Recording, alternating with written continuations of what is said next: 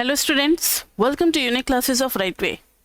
आज बच्चे एडवांस ट्रिग्नोमेट्रिक्स में हम लोग बुक फॉलो कर रहे हैं वुलड्रिज, और वुलड्रिज में चैप्टर 2 के कॉन्सेप्ट्स हो चुके हैं।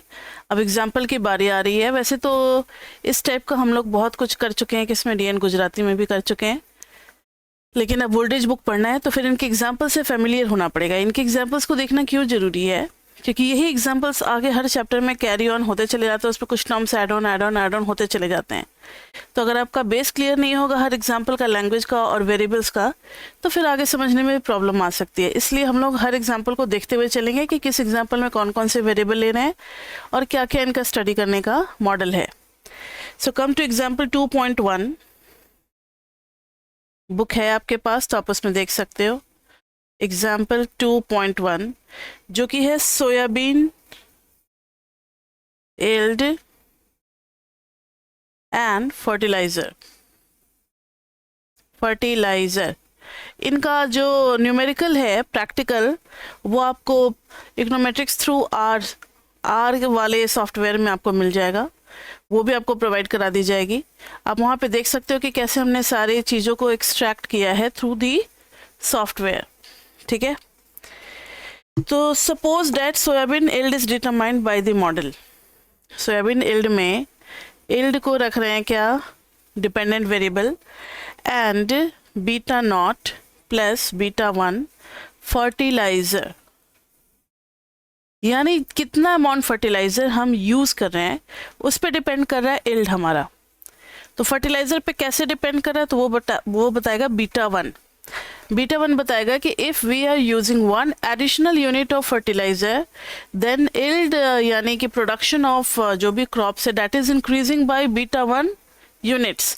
अब बीटा 1 मेजर हो सकता है किलोग्राम में, क्विंटल में, किसी भी चीज़ में यूनिट में मेजर हो सकता है, वो दिया रहेगा, वही लैंग्वेज हमें यूज़ करना है। तो yield is equal to beta not plus beta 1 fertiliser plus u तो आपको पता है एरर टर्म होता है, तो जरा एक नज़र पढ़ लें। y is equal to yield and x is equal to fertiliser. The agriculture researcher is interested in the effect of fertiliser on yield. ठीक है, ये तो हम लोग समझ गए कि कैसे फर्टिलाइजर जो है वो यील्ड को अफेक्ट कर रहा है, such as holding other factors constant. अब दूसरे फैक्टर्स क्या क्या हो सकते हैं। एक फील्ड में अगर आप खेती करते होगे या किसान फैमिली से होगे तो आपको पता होगा कि सिर्फ फर्टिलाइजर ही मैटर नहीं करता, उसकी सॉइल क्वालिटी भी मैटर करती है, क्या क्लाइमेट है, क्या रेनफॉल है, ये सभी मैटर करता है। The effect is given by beta 1। The error term u contains factors such as land quality. मैंने बोला ना किस टाइप का सॉइल है। नॉर्थ इंडिया में बहुत फर्टाइल लैंड होता है, साउथ इंडिया में उतना नहीं होता, तो फर्क पड़ेगा। Land quality, rainfall and so on. The coefficient beta 1 measures the effect of fertiliser on in holding the other factors fixed. ठीक है, ये पता है कि delta change in yield is equal to beta 1 delta change in fertiliser. मतलब fertiliser में 1 unit करेंगे, beta 1 is equal to change in yield upon change in fertiliser. मतलब अगर 1 यूनिट हम फर्टिलाइजर में चेंज करेंगे तो यील्ड में कितना फर्क आएगा। ये हो गया हमारा फर्स्ट एग्जाम्पल, जिसमें सोयाबीन यील्ड और फर्टिलाइजर का था, कीपिंग अदर फैक्टर्स कांस्टेंट। और अदर फैक्टर्स में इन्होंने किस किस चीज को लिया है, सॉइल क्वालिटी और रेनफॉल को। इतना बस आपको ध्यान में रखना है। Now come to example 2.2।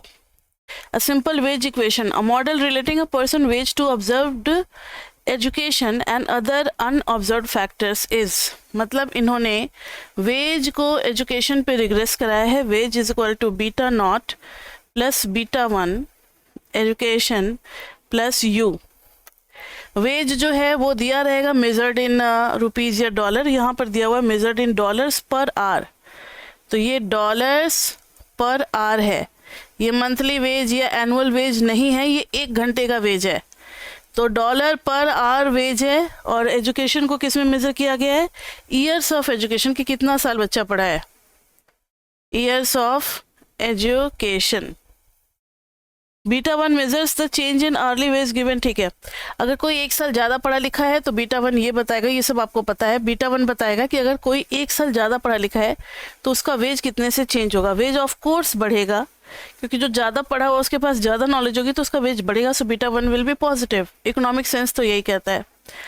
और कितना बढ़ेगा उसका, तो बीटा 1 अमाउंट से बढ़ेगा। ठीक है, तो holding other factors constant, some of the factors includes, दूसरे फैक्टर्स क्या क्या हो सकते हैं, like labour force experience, innate ability, tenure with current employer, work ethic and numerous other things. उन सबको यू में ले लिया है। यू में किस किस चीज़ को लिया है? इनेट मतलब इनहेरिटेंट क्वालिटी, कि अगर उसके फादर अच्छे इंजीनियर थे तो बेटा भी अच्छा इंजीनियर है, या ऐसे कुछ ले लो। लेबर फोर्स एक्सपीरियंस भी आ जाएगा इसमें, ठीक है। अब ऐसा नहीं कि एक बंदा 12th किया हुआ, दूसरा बंदा भी 12th किया हुआ, लेकिन दूसरा बंदा ज़्यादा एक्सपीरियंस्ड है तो उसका वेज ज़्यादा होगा। तो उस लेवल पे हम एक्सपीरियंस को सेम रख रहे हैं और सिर्फ ईयर्स ऑफ एजुकेशन को चेंज करके ऑब्जर्व कर रहे हैं कि हमारे वेज में कितना चेंज आ रहा है। तो कीपिंग अदर फैक्टर्स कांस्टेंट में एक्सपीरियंस भी कांस्टेंट माना जाएगा। Tenure with current employer, tenure with current employer उसको भी कांस्टेंट माना जाएगा। Work ethic and numerous other things, आप समझ गए हो, इन सब चीज़ों को एरर में ले लिया गया है। So this was example 2.2। Now coming to CEO salary, example 2.3 CEO salary and return on equity.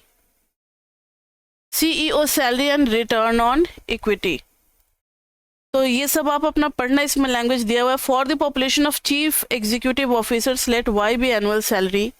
Y को क्या मान लिया है? Annual salary, annual salary in thousands of dollars, $1000। दस y इज इक्वल टू 856.3, तो समझ गए कि इतना था, उसमें 1000 लगा दोगे। y indicates the salary of this one. Let x be the average return on equity, तो y is equal to beta not plus beta 1 ROE, average return on equity, and u terms net income as a percentage of common equity. Return on equity क्या होता है? Defined as terms of net income as a percentage of common equity. For example ROE is equal to 10, then average return on equity is 10%। It's something like rate of interest. उसी तरीके का equity पे कितना return आ रहा है वो बताता है, रेट होता है, लाइक 10 है तो 10% माना जाएगा।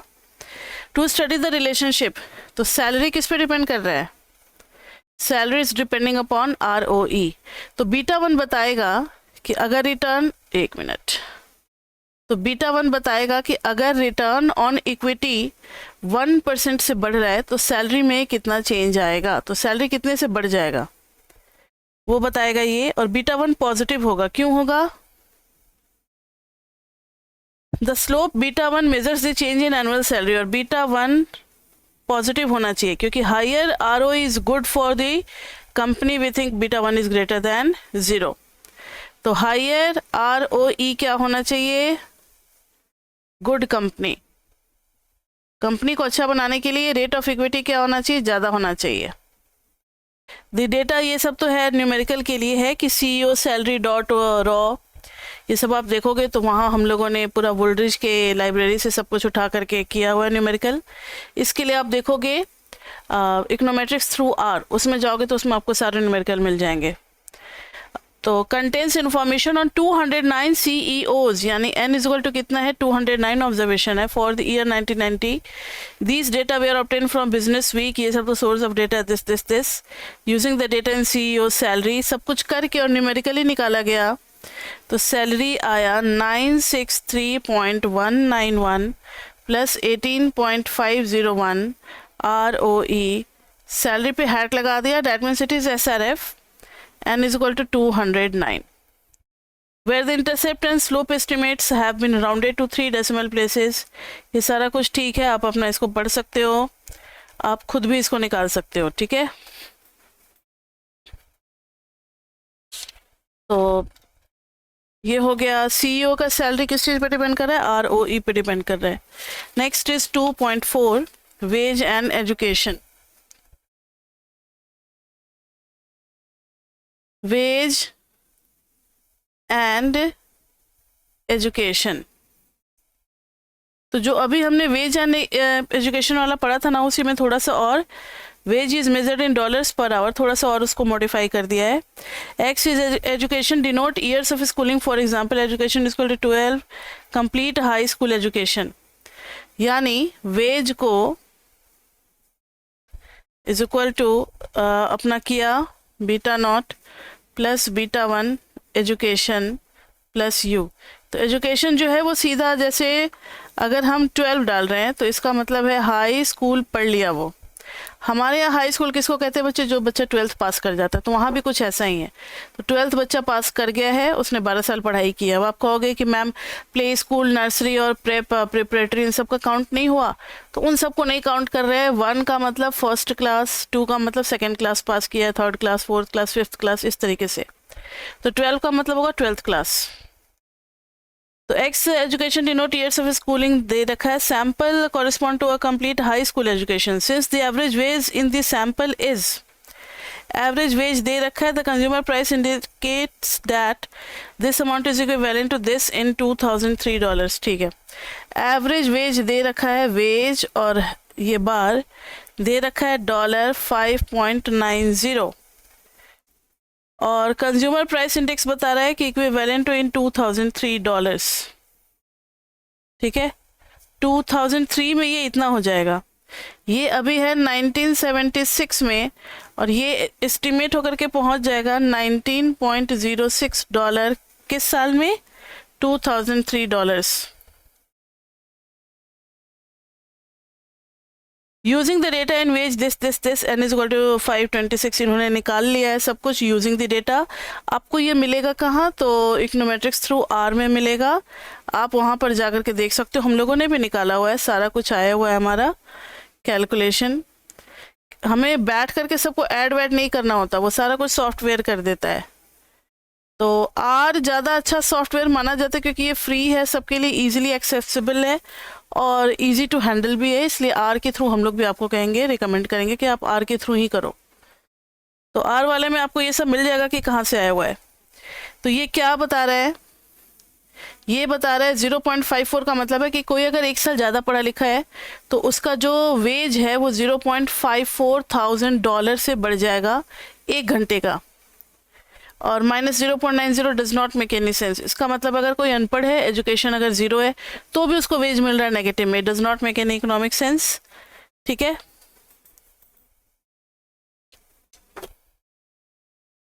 तो ये बातें हो गई। और भी कुछ कुछ है अपना, अदर फैक्टर्स क्या क्या होगा ये सब आप अपना थोड़ा सा पढ़ लेना, बाकी मेन चीज़ यही था। Next is example 2.5 voting outcomes and campaign expenditure. ये देखो किस किस फील्ड से एग्जाम्पल लेते हैं।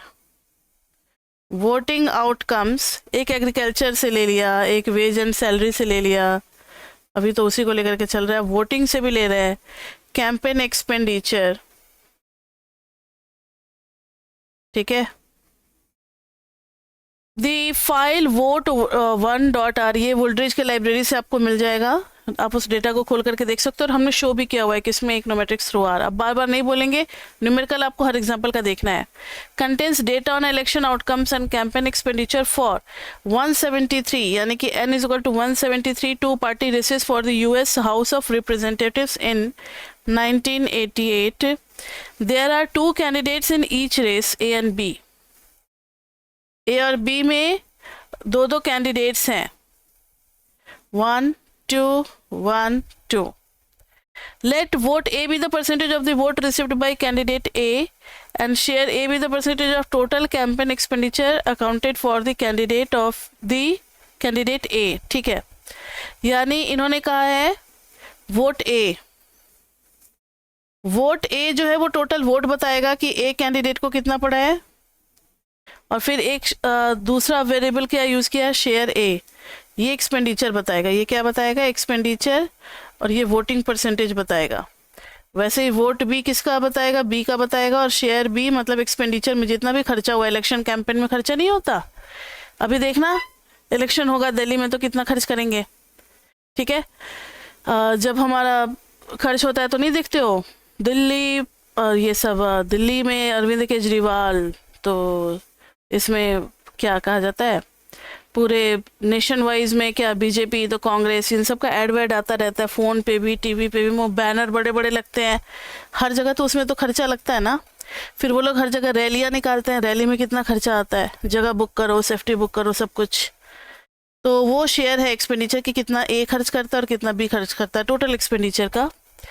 Affect the election outcome including the quality of the candidates and possibly the dollar amounts spent by A and B.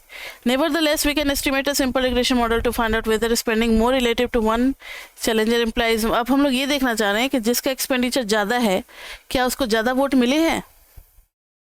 तो इक्वेशन ये है कि vote A is equal to 26.81 plus 0.464 share A। इसका मतलब है कि अगर ए एक और यूनिट अगर एक्सपेंडिचर खर्च करता है तो वोटिंग उसका इतने से बढ़ जाता है, ठीक है। This means that if candidates A share of spending increases by 1 percentage point, candidate A receives almost 1/2। ये कितना हो गया, अप्रॉक्सीमेटली 0.5, तो 1/2 वोट उसको मिल जाता है। यानी 2 यूनिट अगर खर्च करेगा तो उसको 1 वोट मिलेगा, more of the total vote. Whether or not this is causal effect is unclear, but it's not unbelievable if share is equal to 50, about 50 और half the vote। ठीक है, ये सब तो अपना चलता रहेगा। ये समझ में आ गया कि जितना एक्सपेंडिचर करोगे उतना ही आपको वोट मिलेगा। नेक्स्ट है 2.6 CEO salary and return on equity. इसमें देखो 2.6 में डेटा भी इन्होंने दे रखा है। Example 2.6 table 2.2 contains a listing of the first 15 observations in the CEO data set. ये हम लोग देख चुके हैं इकोनोमेट्रिक्स थ्रू आर में कि कैसे हम 15 डेटा ही चाहते हैं तो उसी को हम डिस्प्ले करेंगे। Fitted values called salary hat and the residual called you hat. मतलब सैलरी हैट लिखा है तो आप वेरिएबल को पहचान लो। सैलरी हैट का मतलब है फिटेड वैल्यूज, जो रिग्रेशन इक्वेशन के थ्रू आया है। जब हमने ROE डाला है और रिग्रेशन इक्वेशन में जो SRF में जो आई है value that is salary hat, और यू हैट लिखते हैं पूरा, इसका मतलब है SRF का एरर। तो ये सारा कुछ इन्होंने 15 ऑब्जर्वेशन का सारा कुछ शो कर दिया है, predicted from the OLS regression line. ठीक है, इसमें तो कुछ ज़्यादा है नहीं। 2.6 में बस डेटा शो किया है। 2.7 में वेज एंड इक्वेशन में कहीं को छूट ना जाए इसलिए हम लोग एग्जांपल देखते हुए चल रहे हैं, जहां कुछ जरूरी बात होगी वहां पे बताएंगे। वेज एंड 2, 3, 4 को तो ऐसे ही बच्चे जल्दी जल्दी में देख करके निकलना है। For the data in wage 1 raw the average hourly wage in the sample is 5.990 rounded to 2 decimal places. Average education is 12.56। यानी एवरेज वेज जो है, वेज एवरेज इज 5.90 और ये years of education on an average हर बच्चा जो है वो 12.56 ईयर्स पढ़ा हुआ है। इफ़ वी प्लग एजुकेशन, इनका कहना है कि वेज हैट मिलेगा अगर हम एजुकेशन की जगह पे 12.56 डाल दे। बिल्कुल सही है, कोई दिक्कत ही नहीं है इसमें। क्यों मिलेगा? क्योंकि हमें पता है कि SRF जो है वो किससे पास करता है, अपने मीन से पास करता है, तो ये मिलेगा ही मिलेगा। तो जब वेज हैट निकाला ये कितना आ गया 5.8824 which is near to 5.90। Putting education average, तो यही बताया है कि एजुकेशन एवरेज को जब पुट किया तो अप्रॉक्सीमेटली उतना ही आ गया जितना कि वेज का एवरेज है। तो इससे ये प्रूव होता है कि SRF जो है वो अपने मीन से पास करता है। उसके बाद से बच्चे 2.8 CEO salary and return on equity.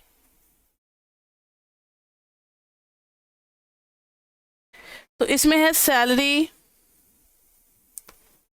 और 963.191 plus 18.501 ROE, N is equal to 209, R square is equal to 0.0132। तो देखना we have reproduced the OLS regression line and the number of observation. इसमें बस यही आ गया है कि 0.0132 आर स्क्वायर आ गई है वैल्यू। तो आर स्क्वायर का मतलब है 0.0132। तो लगभग अगर इसको हम 100 से मल्टीप्लाई कर दें, 100 से मल्टीप्लाई कर दें तो ये आ जाएगा 1.3%। इसका मतलब है कि रिटर्न ऑफ इक्विटी जो है वो सैलरी को कितना अफेक्ट कर रहा है, 1.3%।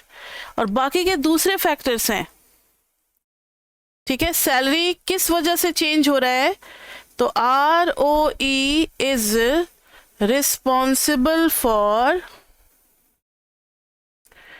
1.3% चेंज इन सैलरी। यानी कि सैलरी के लिए बहुत बड़ा फैक्टर नहीं है रिटर्न ऑन इक्विटी।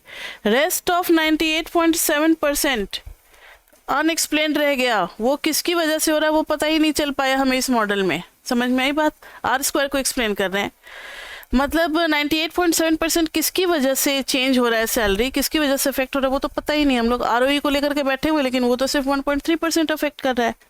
ये मीनिंग निकलता है यहाँ से। नेक्स्ट है sorry 2.9 voting outcomes and campaign expenditure. Voting outcomes में आर स्क्वायर निकाला इन्होंने, दैट इज 0.856। इसका मतलब पता है बच्चे क्या है, बहुत बड़ी वैल्यू है ये। इसका मतलब है कि एक्सपेंडिचर जो है कैंपेन पे, एक्सपेंडिचर अफेक्ट्स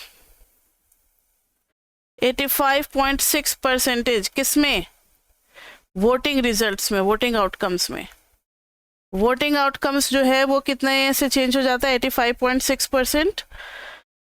डिपेंड करता है किस पे, खाली एक्सपेंडिचर पे। तो हम एक्सपेंडिचर पे खूब ध्यान देंगे, बाकी का अदर फैक्टर्स थोड़ा बहुत अफेक्ट करता है। लेकिन जब 85.6% ये बहुत बड़ा परसेंटेज एक्सप्लेन हो पा रहा है कि ठीक है कैंपेन पे डिपेंड करता है, तो हम कैंपेनिंग पे ध्यान देंगे।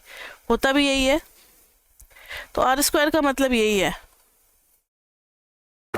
नेक्स्ट है 9 के बाद है 10 और लॉग। अब फंक्शनल फॉर्म आ रहा है जो कि हमने चैप्टर 5 में पढ़ा हुआ है पहले। Example 2.10 10 a log wage equation. Log wage equation, इसमें इन्होंने लॉग वेज निकाला, ये आ गया 0.584 प्लस 0.083 एजुकेशन। ये कैसे आया है ये आप प्रैक्टिकल में देखना, इकोनोमेट्रिक्स थ्रू आर में 0.186। अब ध्यान दो जरा,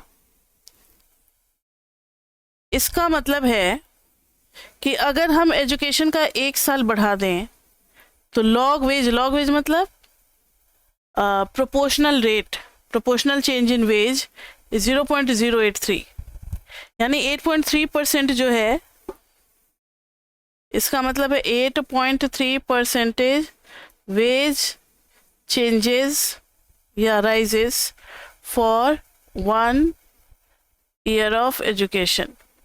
अगर 1 साल कोई बंदा ज़्यादा पढ़ा लिखा है तो उसका वेज जो है वो 8.3% से बढ़ जाएगा। परसेंटेज वर्ड क्यों यूज़ कर रहे हैं, क्योंकि लॉग वेज और पढ़ा रखे हैं कि लॉग वेज का क्या हो जाता है 1/वेज, और फिर ऊपर में delta wage is equal to 0.083, फिर चेंज इन एजुकेशन, फिर 100 से मल्टीप्लाई करेंगे तो इधर हो जाएगा परसेंटेज चेंज इन वेज, उधर हो जाएगा 8.3%, और फिर इनटू चेंज इन एजुकेशन। तो एजुकेशन को 1 यूनिट से चेंज करेंगे तो वेज का परसेंटेज कितने से चेंज हो जाएगा, 8.3% से। ये सब एक्सप्लेन कर रखे हैं कॉन्सेप्ट क्लास में। तो ये हो गया लॉग वेज इक्वेशन में। आर स्क्वायर 0.186 है और खाली वेज वाले में कितना था, निकाला था हम लोगों ने? नहीं, खाली वेज वाले में नहीं निकाला है। आर स्क्वायर अभी नहीं निकाला था ना, कभी आर स्क्वायर आया ही नहीं था। तो अभी वेट करो। आर स्क्वायर भी एक अच्छा मेजर होता है कंपेयर करने का 2 मॉडल को। अगर कुछ नहीं दिया रहता है तो खाली आर स्क्वायर के बेसिस पे भी हम कह सकते हैं। उसके बाद से है example 2.11 CEO salary and firm sales. We can estimate a constant elasticity model, मतलब कांस्टेंट इलास्टिसिटी मतलब double log model. Double log model होता है बच्चे, तो देखो ना इन्होंने डबल लॉग मॉडल निकाला। कैसे निकाला? तो लॉग सैलरी को रिग्रेस कराया किसके ऊपर? लॉग सेल्स के ऊपर। तो ये जो बीटा वन है ये तो आपको पता है कि ये इलास्टिसिटी बताएगा। ये क्या बताएगा? इलास्टिसिटी। क्यों बताता है ये सब आपको पता है। मॉडल भी इन्होंने निकाला हुआ है, हम लोगों ने भी आर में निकाला हुआ है कि लॉग सैलरी, सारे कोफिशिएंट्स निकाले हुए हैं डेटा के थ्रू। और डेटा कौन सा हमारा यूज हो रहा है? वही CEO सैलरी वाला यूज हो रहा है। Is equal to 4.822 plus 0.257 log sales. तो ये जो है 0.257 ये बता रहा है कि अगर सेल्स 1% से इंक्रीज करेगा तो लॉग सैलरी कितने परसेंट से इंक्रीज करेगा? 0.257% से इंक्रीज करेगा। ठीक है,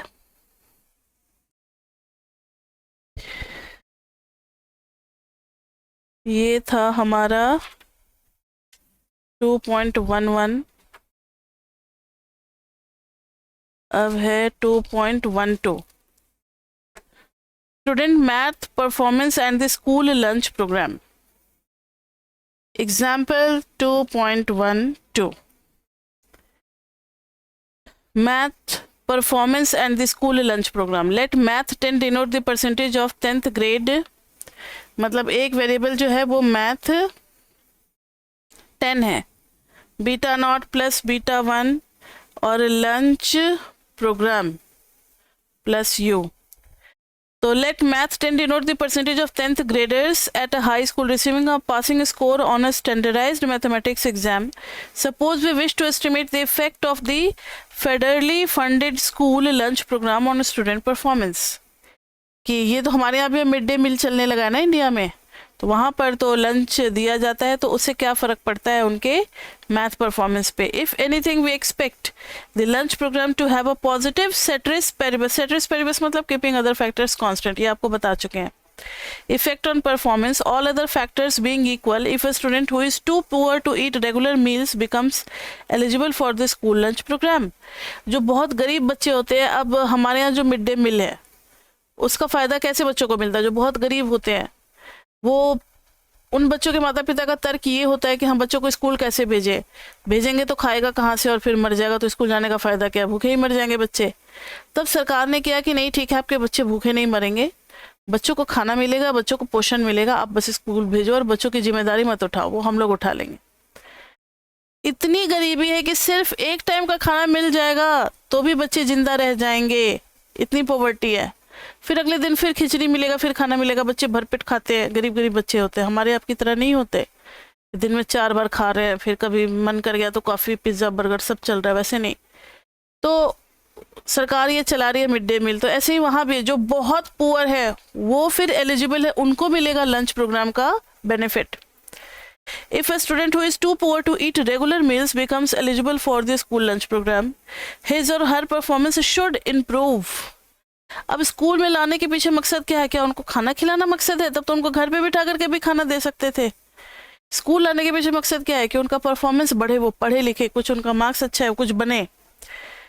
तो improve, let lunch program denote the percentage of students who are eligible for the lunch program. Percentage of students eligible for lunch program मतलब 50% बच्चे या जितने भी हैं, मान लो दिल्ली में जितने भी बच्चे हैं उसमें से अगर 60% बच्चे are eligible for lunch program, यानी उनको डेली मील नहीं मिल रहा है, रेगुलर मील नहीं मिल रहा है, तो 60% बच्चों को हमें देना पड़ेगा mid day meal.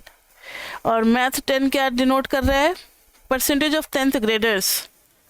Percentage of, जैसे हमारे यहाँ बोर्ड होता है ना 10th ग्रेडर्स, तो कितने हैं जो कि 10th में ग्रेड लाए हैं।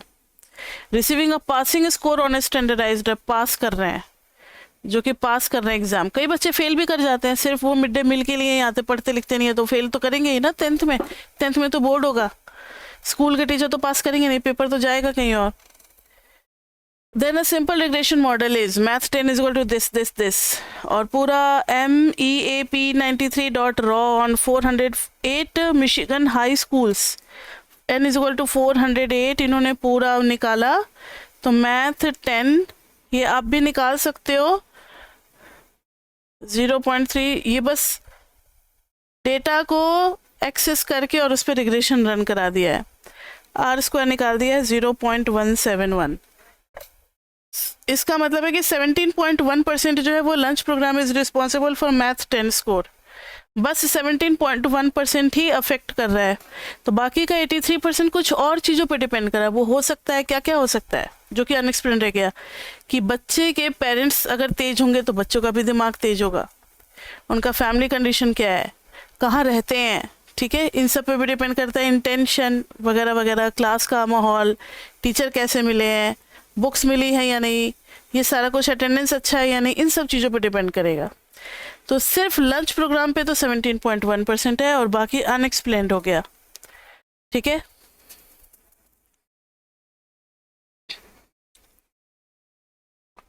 नेक्स्ट है 2.13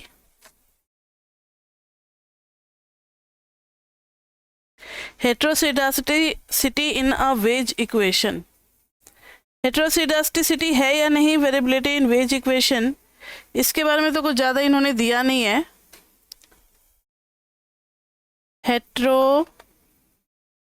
हेट्रोसिटी,